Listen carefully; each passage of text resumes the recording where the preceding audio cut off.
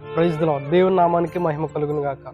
ఎవరున్నారులే నీతిగా, ఎవరున్నారులే పరిశుద్ధంగా అని ఈ లోకంతో కలిసిపోయి రాజీ పడిపోతున్నారా?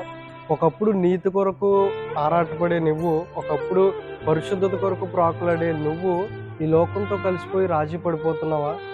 మనుషుల్ని ఆధారం చేసుకుని మనం భక్తి చేస్తే ఖచ్చితంగా రాజీ పడిపోవాల్సి వస్తుంది. ఎందుకంటే వారు ఆ మార్గంలో ఉన్నారు.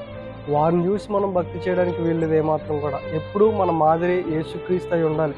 మనుషులు ఎప్పుడైనా పడిపోతారండి. పరిస్థితులను బట్టి, మనుషులు అవకాశాలను బట్టి ప్రతి సమయంలో కూడా పడిపోయే అవకాశం ఉంటుంది మనుషుల్లో.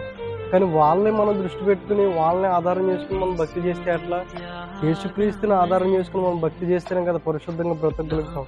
కనుక ఏ విషయంలో అయితే మీరు రాజీ పడిపోతున్నారో, ఏ పాపంలో అయితే మీరు గెలవలేకపోతున్నారో, ఆ యేసుక్రీస్తుని మీరు దృష్టి ఉంచి, ఆ యేసుక్రీస్తుని మీరు ఆధారం చేసుకుని మీరు భక్తి చేస్తే మీ భక్తి జీవితం ఆ యేసుక్రీస్తు వలె పరిశుద్ధంగా మారుతుంది. ఆమేన్.